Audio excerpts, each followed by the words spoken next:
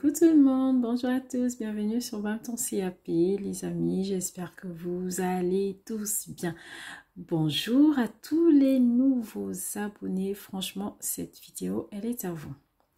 Aujourd'hui nous allons travailler un tout petit peu les mathématiques. Je sais beaucoup d'entre vous, oulala, vous avez peur de maths, physique, chimie, mais franchement les amis rassurez-vous, hein. Avec cette épreuve, il suffit tout simplement de vous exercer. Exercez-vous au maximum. Essayez de reprendre tous les exercices de maths, physique, chimie que je vais vous poster ou que j'ai déjà posté. Retravaillez, essayez de comprendre et je vous assure, ça va se faire. C'est pas une épreuve facile, certes, mais lorsqu'on travaille beaucoup d'exercices, on peut y arriver parce que le plus souvent, ça tourne autour des mêmes choses, d'accord? Donc, essayez d'avoir 10 si vous le pouvez. Aller au-delà, pourquoi pas, mais le plus important, c'est vraiment de ne pas descendre trop bas, sinon ça va être compliqué pour combler ce vide. Alors, on va commencer avec un exercice qui est très simple, hein. Pour ceux qui ont l'habitude de me suivre, je pense que cet exercice, vous pouvez le faire parce que j'ai déjà posté un exercice semblable. Comme quoi, c'est le plus souvent les mêmes exercices qui reviennent, d'accord? Donc, nous allons tout d'abord lire donc, cet exercice, donc exercice 1, d'accord? On vous dit ceci. Le gérant d'Impact Attraction a demandé une étude sur la fréquentation du public tout au long de l'année 2018. Celle-ci a été réalisée à l'aide d'un tableau permettant d'obtenir une représentation graphique. Veuillez déjà m'excuser pour tous ceux qui sont à l'aise avec les mathématiques. Ce n'est pas la peine de regarder mes vidéos maths, physique, chimie. Parce que ici, moi, je vais prendre le temps d'expliquer pour des personnes qui galèrent. Je vais rentrer dans les moindres détails, d'accord, pour permettre au maximum de personnes qui ont des difficultés dans cette matière de pouvoir obtenir minimum 10, sinon de ne pas aller en dessous de 8.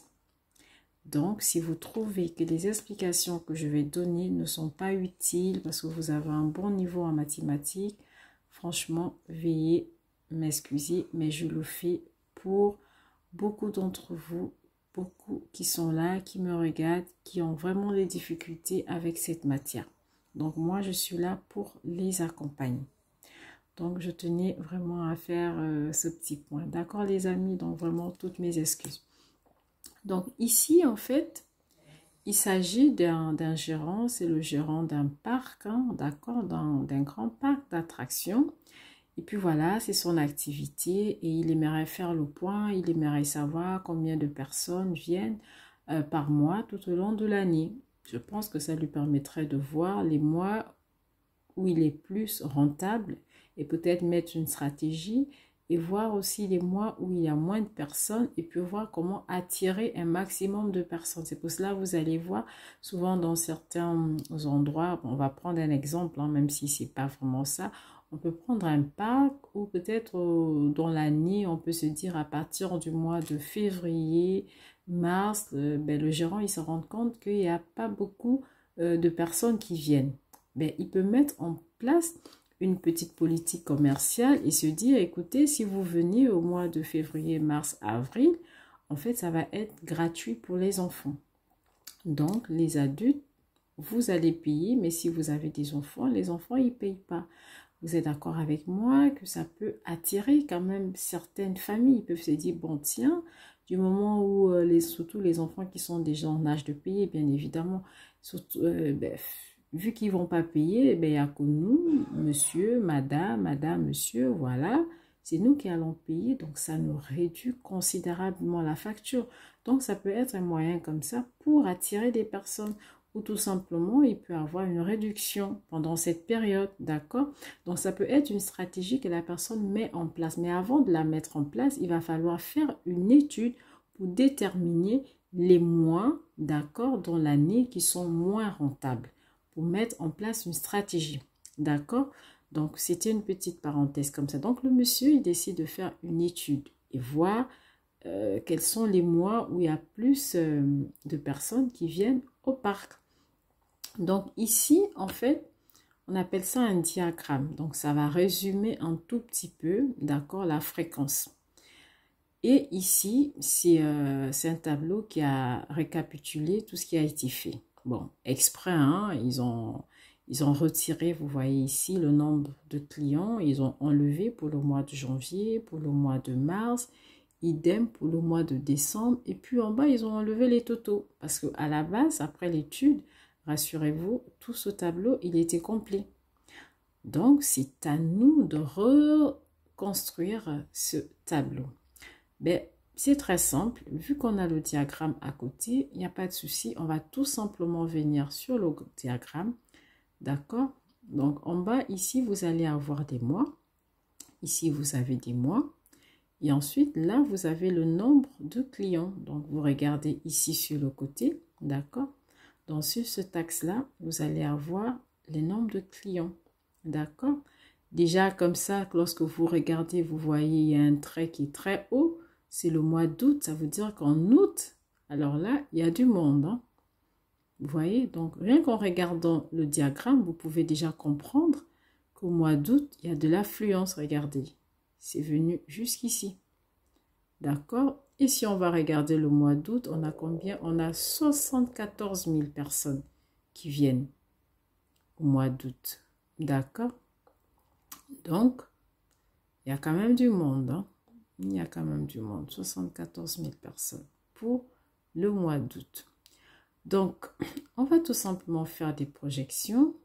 Et autre chose qui est important, les amis, c'est de comprendre aussi l'écart qui est là. D'accord? Vous voyez, par exemple, là, on a quitté 0 et ensuite, on est arrivé à 10 000.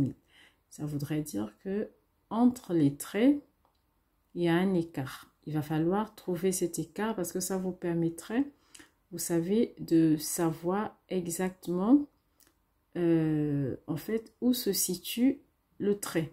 D'accord? Par exemple, là, vous avez le mois de janvier. Vous voyez, janvier, il s'arrête là. Il n'a pas atteint le 10 000. D'accord? C'est février qui atteint un nombre de clients. Ici, il a atteint 10 000. D'accord? Donc, c'est juste un trait avant le trait du mois de janvier.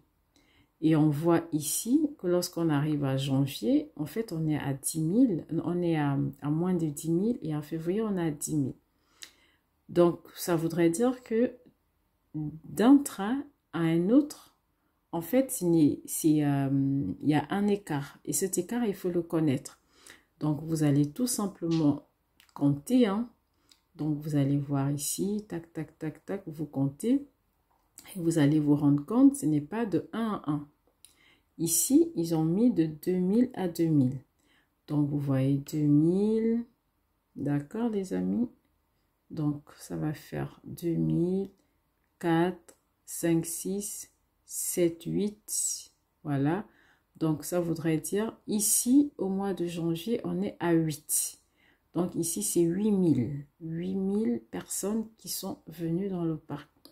Et vu qu'on compte de 2000 à 2000, donc après 8000 plus 2000, ça nous fait 10 000. Et vous voyez bien que le trait suivant, effectivement, on atteint 10 000. C'est parce que d'un trait à un autre, l'écart, il est de 2000. Donc, lorsque vous avez ce genre d'exercice, rassurez-vous de trouver l'écart. D'accord? C'est très facile.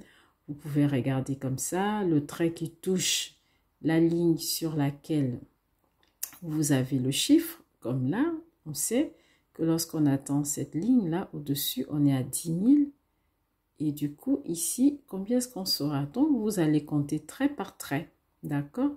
Et lorsque vous comptez, vous allez voir, on a un trait, 2, 3, 4, 5. Voilà, on a 5 traits.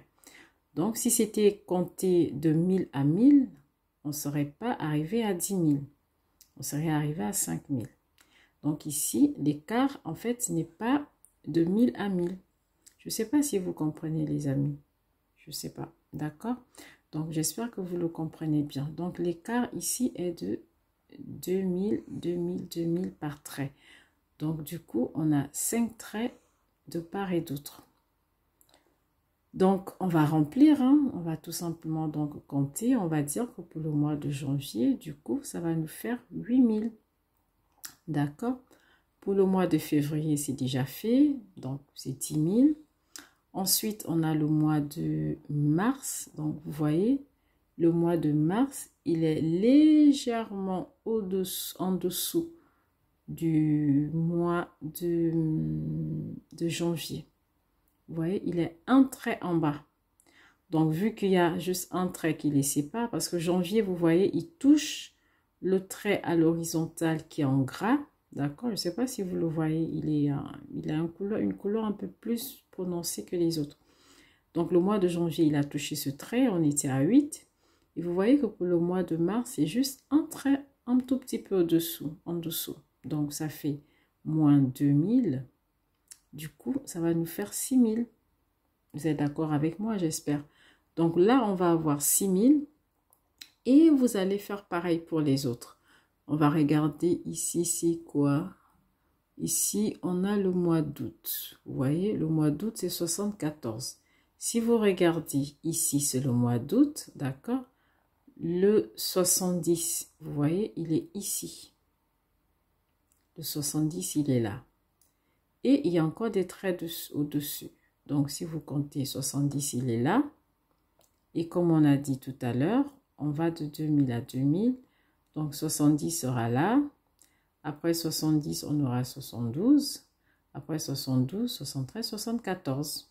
Donc, effectivement, on est bon. Vous voyez, vous pouvez aussi faire comme ça pour essayer de trouver l'écart. Donc, vu que ce mois, vous avez le mois et vous avez le nombre de clients, vous pouvez aller vérifier. D'accord?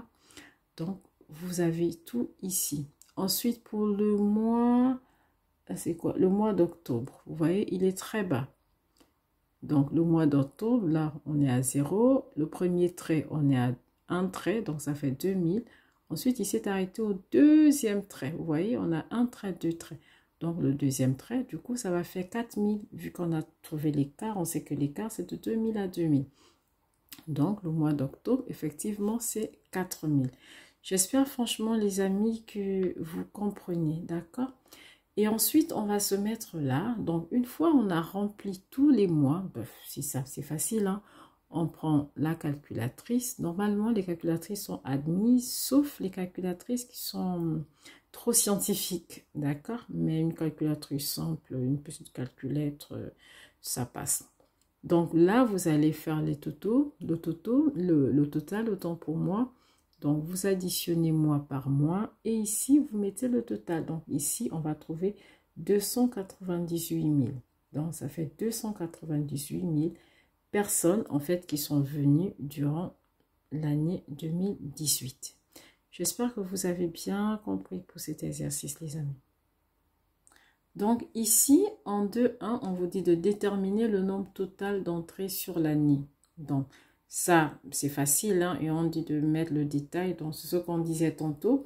On va additionner le nombre d'entrées, d'accord, mois par mois.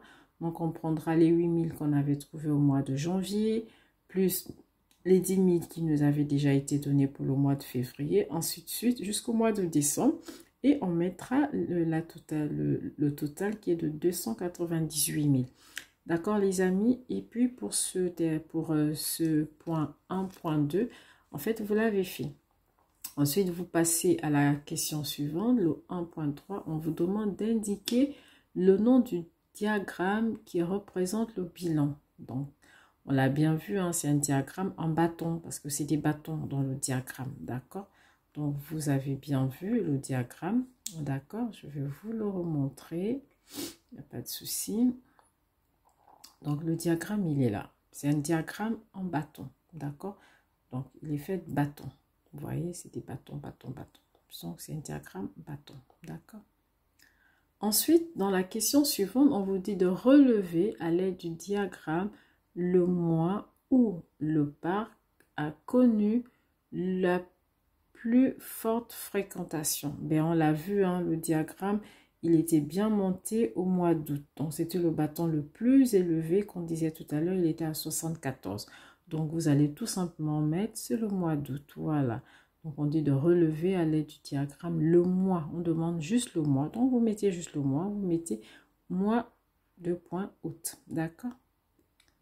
Question suivante. On nous dit ceci. Le gérant affirme que le nombre d'entrées sur la période estivale juin, juillet, août représente environ la moitié, d'accord, du nombre des entrées sur l'année. Cette affirmation est-elle exacte, justifiée? Voilà. Ici, on nous dit, en fait, pour le gérant, quand il regarde son bilan, il se dit, ben, en fait, quand il voit le mois de juin, juillet, août, il se dit, boeuf, vu le nombre de fréquentations, parce qu'en juin, il a 31 000, en juillet, il a 56 000, en août, il a 74 000, il se dit, oulala, avec ces 3 mois, je suis sûre, j'ai fait la moitié des entrées de l'année. Donc, on vous demande, est-ce que ce qu'il pense, est-ce que ce qu'il dit, est-ce que c'est vrai? Est-ce que vraiment ces 3 mois, d'accord, représentent la moitié de toutes les personnes qui viennent dans l'année? D'accord? Donc, ce sera à vous de vérifier cela. La moitié, c'est quoi? Tout ce qui est moitié, ça veut dire qu'il faut diviser par 2. Donc, après, c'est à vous de voir la stratégie que vous allez mettre en place. Moi, ce que je peux vous conseiller, c'est tout simplement de prendre le total, d'accord, de l'année. Donc, on avait trouvé les 298. Donc, si vous prenez les 298, vous allez diviser tout simplement par 2. Lorsque vous divisez par 2, vous allez voir, est-ce que, lui, ce qu'il dit, est-ce que ça donne vraiment le total? D'accord? Parce qu'on ne sait pas. Hein? Donc, si on prend 298 divisé par 2, on va trouver 149. D'accord? Maintenant, les 149, est-ce que lui, lorsqu'il fait la somme de ces 3 mois, juin, juillet, août, est-ce que ça donne les 149? Donc, on va vérifier. D'accord? Les amis, j'espère que vous comprenez jusque-là. Hein? Donc, on va tout simplement vérifier en faisant quoi? En faisant l'addition des 3 mois, d'accord, qui nous a donné, parce que c'est dans ces 3 mois qu'il pense qu'il fait la moitié de ce qu'il gagne toute l'année. Donc, on va faire le relevé du mois de juin. Donc, on va aller regarder dans notre diagramme. D'accord, les amis?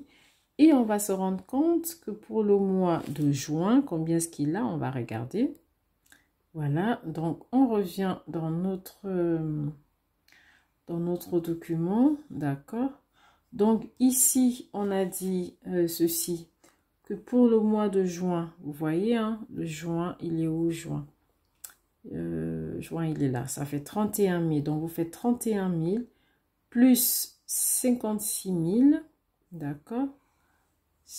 Plus 56 000 pour le mois de juillet et 74 000 pour le mois d'août. Lorsque vous faites le total, d'accord, pour les 3 mois, vous allez trouver 161 000. Est-ce que 161 000 est égal à 149 000? Parce que lui, il a dit, lorsqu'il fait la somme des 3 mois, après peut-être qu'il n'a pas pris la calculatrice, il a imaginé, il s'est dit, bon, voilà, ça me fait, je pense, la moitié. Or, nous, quand on a fait le calcul, on a trouvé que la moitié, en fait, c'est de 149. D'accord, du total de tous les mois qu'on avait eu à 298. Donc, si on fait 161 000 et 149 000, on voit très bien qu'on est largement au-dessus de la moitié. Donc, en fait, ici, on peut répondre, hein, d'accord? Donc, ici, on va tout simplement maintenant répondre puisqu'on nous demande de voir si cette affirmation, elle est exacte. Ben non, elle n'est pas exacte parce que lorsqu'on fait le calcul des 3 mois, juin, juillet, août, on est largement au-dessus de la moitié. Donc, non, cette affirmation, en fait, on dira non, virgule, cette affirmation n'est pas correcte. Donc, ça, c'est la première question. La deuxième, on vous demande de justifier votre réponse. Eh bien, vous allez tout simplement justifier en disant que la moitié, donc lorsque vous prenez le total des fréquentations des 12 mois, ça vous donne 298 000. Donc, pour trouver la moitié, il faut diviser par 2. Et lorsque vous faites la division par 2, vous trouvez 149 000. C'est ça la moitié. Or, lui, il est à 161 000, ce qui est largement au-dessus de la moitié. Donc, voilà, on peut confirmer effectivement que les 3 mois ne présentent pas la moitié. C'est largement au-dessus de la moitié. D'accord? Et puis, vous pouvez vous arrêter là pour cette question. Donc, une fois on a fini cette question, on va passer à l'exercice 2. D'accord? Ici, on vous dit que le gérant décide d'appliquer des tarifs haute saison et basse saison. Donc, il va faire des tarifs pour ceux qui viennent en basse saison et d'autres tarifs pour ceux qui viennent en basse saison.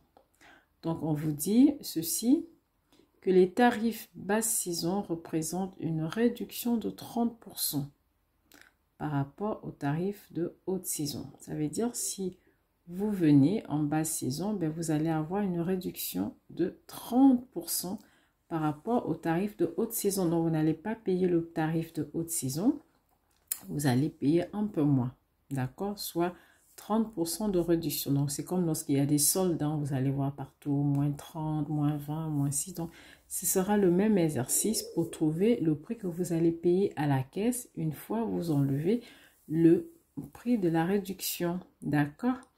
Donc, ici, on vous dit en 2.1 qu'il y a un couple de seniors, voilà, qui décide d'aller dans ce parc lors de la basse saison. Donc, le tarif de la haute saison, il est de combien? Parce que c'est sur le tarif de la haute saison qu'on va faire la réduction de 30%. Donc, ce couple, voilà, ils sont partis au parc et puis, voilà, il y a 30% de réduction. Donc, le tarif de la haute saison, pour les deux, en fait, il est à 80 €. Ça veut dire chacun aurait payé 40. Donc, pour les deux, ça fait 80 €. C'est le tarif de la haute saison. Du coup, on vous demande de calculer le tarif de la basse saison qui correspond. Et on nous a dit plus haut qu'en fait, il y a une réduction de 30% sur le tarif de la haute saison. Donc, qu'est-ce qu'il y a lieu de faire ici? Comme lorsque vous faites des soldes, hein, donc c'est pareil, d'accord?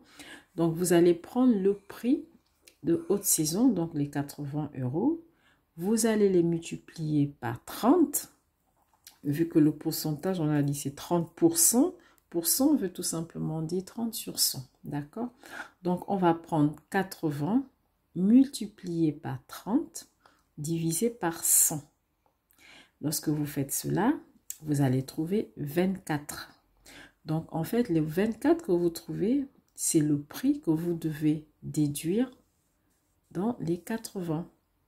Donc, vous faites 80, qui est le prix de la haute saison. Je reprends. 80, c'est le prix de la haute saison. Vous le multipliez par 30%. 30%, c'est tout simplement 30 divisé par 100. Donc, 80 multiplié par 30 divisé par 100, vous allez trouver 24. Maintenant, ce sont ces 24 que vous allez déduire. Donc, vous allez ensuite faire, la deuxième étape, c'est de faire 80 moins 24. Lorsque vous faites 80 moins 24, vous allez trouver 56 €. Donc, du coup, pour ce couple-là, au lieu de payer 80 €, ils vont du coup payer 56 € parce qu'ils ont bénéficié de la réduction de 30%. Donc, ici, vous allez tout simplement mettre ça. Vous allez mettre le premier calcul. Excusez-moi. Vous allez mettre le premier calcul et ensuite, vous mettrez le deuxième calcul qui vous a donné 80 moins 24, ce qui vous donne 56 €. Vous mettez ça et c'est bon. Et on passe à la question suivante. Ici, c'est le tableau avec le coefficient de proportionnalité. Franchement, ceux qui me suivent, je pense les amis, vous avez déjà vu ce genre d'exercice. Donc, je compte sur vous pour le faire sans aucune difficulté. D'accord? Parce que ça vient beaucoup. Hein, on vous donne un tableau, vous devez trouver le coefficient de proportionnalité et vous devez compléter le tableau. Donc, franchement, prenez des notes et essayez de comprendre. S'il y a des choses que vous n'avez pas comprises, mettez-moi en commentaires, d'accord? Ici, on vous donne un tableau, on vous dit certains tarifs appliqués à l'entrée du parc en haute et en basse saison sont disponibles dans le tableau. Donc, voici, on vous donne le tableau. Vous avez pour une personne, pour une famille de 4, pour les enfants de moins de 16 ans, pour les étudiants et pour les seniors. Donc, vous avez sur la première colonne à chiffres, qu'on appelle le numérateur, autant pour moi. Donc, vous allez avoir le tarif de haute saison. En parenthèse, c'est en euros. Donc, si vous êtes une personne et que vous venez en haute saison, vous allez payer 50 euros. Si vous êtes une personne, vous êtes toute seule, d'accord, et que vous venez en basse saison, vous payez 35 euros. Dans la case suivante, si vous êtes une famille de 4 personnes, d'accord, vous décidez de partir dans ce parc. En fait, si vous partez en haute saison, vous payez 150 euros. Et si vous partez en basse saison, ils ne vous ont pas donné le prix, c'est à vous de compléter. Et ainsi de suite. Donc ici, vous avez tout le tableau. Il y a des endroits à trop que vous devez compléter. La première chose, c'est déjà de trouver le coefficient de proportionnalité. Je pense que vous le savez, comment est-ce qu'il faut le faire. Donc, le coefficient de proportionnalité, c'est simple, hein. Vous allez tout simplement prendre la partie en bas, donc on va appeler le dénominateur. Vous prenez une case là où vous avez les deux chiffres. Vous avez un chiffre en haut et vous avez un chiffre en bas. Là où il vous manque un chiffre, vous ne prenez pas cette case pour trouver le coefficient de proportionnalité. Donc, vous pouvez par exemple vous mettre sur la dernière case. Pourquoi pas? Parce que la dernière case, vous avez un chiffre en haut au numérateur. Donc, vous avez 40 et vous avez un chiffre en bas au dénominateur. Vous avez 28. Les amis, j'espère que vous comprenez. Lorsque je parle de numérateur, c'est tout simplement parce que vous avez un chiffre au-dessus. Donc, ici, ça c'est le numérateur parce qu'il est en haut. Vous avez un trait. Et en bas, vous avez un chiffre, 28. Donc, cette partie basse, on l'appelle dénominateur. Et cette partie haute, c'est le numérateur. D'accord? Donc, on va travailler avec cette case parce qu'on a un chiffre en haut et un chiffre en bas. On peut également travailler avec une case comme ça parce que vous avez un chiffre en haut, un chiffre en bas. Idem pour ici, vous avez un chiffre en haut, un chiffre en bas. Pour trouver le coefficient de proportionnalité, toujours prenez une case où vous avez un chiffre en haut et en bas. Là où vous n'avez pas de chiffre, c'est à remplir après, je vous expliquerai. Donc, on va travailler ici pour trouver le coefficient de proportionnalité. Ne vous prenez pas la tête, c'est pas la peine que je vous explique c'est quoi le coefficient, non. On est là juste pour comprendre le minimum et avoir des points pour notre examen. Si vous voulez approfondir, ce sera à vous. Mais moi, je suis là pour vous accompagner à valider cette épreuve. Donc ici, pour trouver le coefficient de proportionnalité, les amis, vous allez tout simplement prendre le chiffre qui est en bas, donc le dénominateur, et vous allez le diviser. Je dis bien le diviser par le chiffre qui se trouve en haut. Donc si vous faites 28 divisé par 40 sur votre calculatrice, vous trouverez 0,7. 0,7, c'est le coefficient de proportionnalité. Vous pouvez faire pareil ici, il n'y a pas de souci. Vous prenez 24,5 divisé par 35, vous allez toujours trouver 0,7.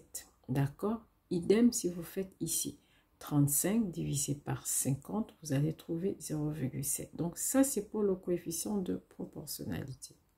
Donc, une fois vous avez trouvé le coefficient de proportionnalité, d'accord, il va falloir maintenant compléter les endroits à trop. Les endroits à trop, on va faire ce qu'on appelle la règle de 3. Donc là, pour que je puisse compléter ici, soit je fais la règle de 3, d'accord, soit tout simplement, je vais utiliser le coefficient de proportionnalité. On va aller tout doucement.